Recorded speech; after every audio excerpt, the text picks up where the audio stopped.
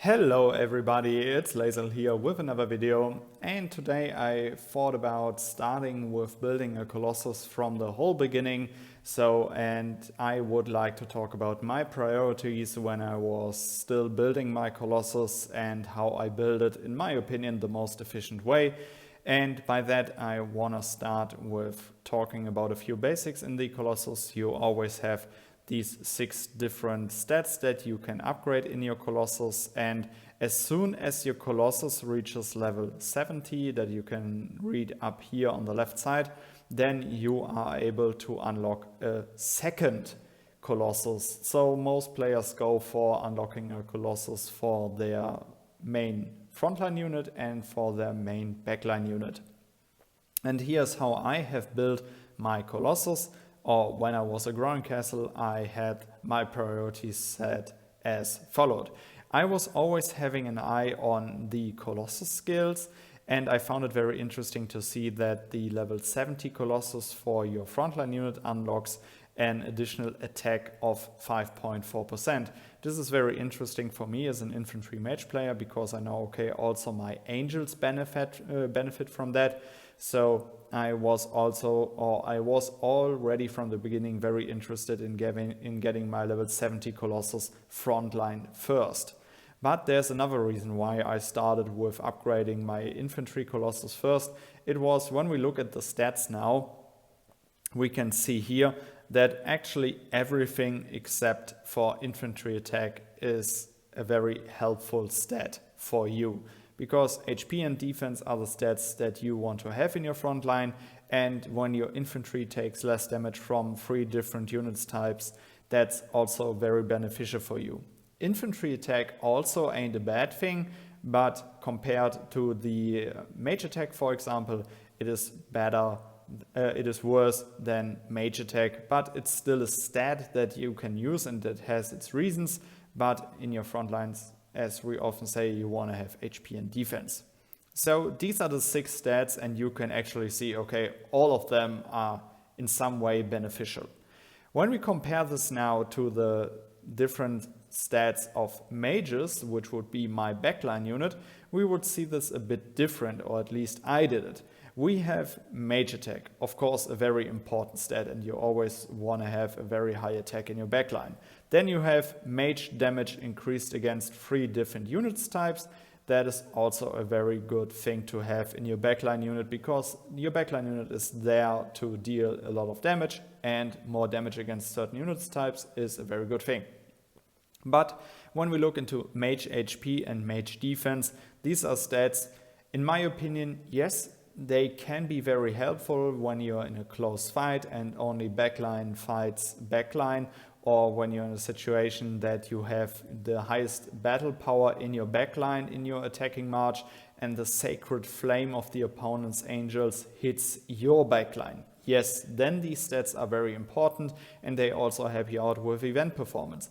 But in the end, what we want in our backline is a very high damage pool, and only 4 out of 6 stats of your mage Colossus are helpful for your damage output. So in your frontline Colossus, you have at least 5 very beneficial stats, and in your backline Colossus, you have 4. So, and when we compare the level 70 Colossus skills, the mage Colossus skill gives an additional HP to all units. Yes, that is also very helpful, but in my opinion, I think that the raising attack of all of my units is way more attractive for me, because I find it very hard to find angel attack improvement. So this is why I personally, when I started with the Colossus, always split all of my Titan crystals and ancient relics into my infantry Colossus. And here's how I've built it. I always try to keep a very good balance with all of the ancient relics, and kind of like keeping everything at the same level to reach my goal as fast as possible. And my goal was to unlock level 70 Colossus as fast as possible. So when we check this out now, I am already at level 60 now, and this is how I have built it back in the days also.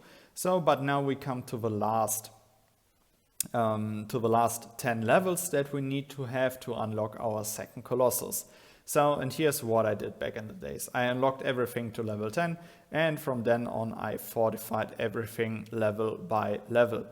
So, and the interesting thing back then was that I have done all of these upgrades here, and then I was asking myself, okay, I need 4 more levels, and I have 6 different skills. And then it was clear for me that I go for infantry HP and for infantry defense, and infantry takes less damage from archers and from mages. This is how I have started to get my first level 70 Colossus, and I personally think that this is one of the most efficient ways and one of the cheapest ways when it comes to Titan crystals, because now we could have also done something like keeping infantry attack and infantry takes less damage from cavalry on level 10 and upgrade 2 other skills to level 13. Yes, we could have done that, but then it would have been more expensive when it comes to Titan crystals. So this was, for me, the fastest way to unlock my level 70 Colossus, and then I was able to work on my Mage Colossus. So, and also here in my Mage Colossus, I found it very interesting to reach level 70 as fast as possible. So what I did back then was also split everything nicely, so I was able to unlock the level 70 skill as fast as possible. And after that I did some fine tuning, but I will come to that later. So now we are here already now also at level 60, and now we have to get the last few points done. So we do everything here, and now we come to the last 4. Okay, and now we have unlocked all of the different level 70 Colossus skills and are most efficient with our Titan crystals and Colossus. This was for me the fastest way to unlock both Colossuses at level 70. And from then on, I only did fine tuning. What do I mean by fine tuning? I think that the infantry Colossus is pretty okay how it is now, but on the Mage Colossus I did a lot of different things, or I tested a lot of things, so I will reset everything now. And what I found way more interesting was to get way more mage attack out of it. You can check that for yourself when you are growing castle and you unlock more and more points to see how with other combinations of skills how you can reach the level 70 Colossus, but way more efficient with way higher mage attack and all of that stuff. So we will go and do some little upgrades here, and as you can see, we are now with a level 21 mage attack skill already at Colossus level 46, and in some way we still have to get to level 70. So I found it interesting to say, okay, I will upgrade these here to level 10 and this also to level 10, and now we are at 61. And now we can still say, okay, we go here for, let's say, for example, that we go for this combination. So we have way more mage attack and, oh, we could still put a point here. Okay, we have a lot of mage attack now. We lack a bit in mage HP and defense compared to the Colossus that I had before. Yes, and we have less damage against certain units, but we could still do a little upgrade here. And by that we have another nice combination. I will go back to my usual combination of Colossus skills, but this is just for showing you guys how I started, how I built my first level 70 Colossus, how I built my second level 70 Colossus, and that my priority was definitely to unlock those different Colossus skills as fast as possible on level 70. And from then on you will gather way more, from then on you will still gather Titan crystals and ancient relics. But unlocking the next Colossus skill on level 90 will take quite a while. I'm still working on it and I'm not even close. But until then, you can use those different Titan or those overstepped Titan crystals and ancient relics to go for different combinations on how to reach a level 70-70 combination or a bit higher level to get way more out of your Colossus. This is what I can tell you about how I did my Colossus. I hope that this helps you out with finding a bit more focus when it comes to building your own Colossus, and that you really need to test a lot of different things.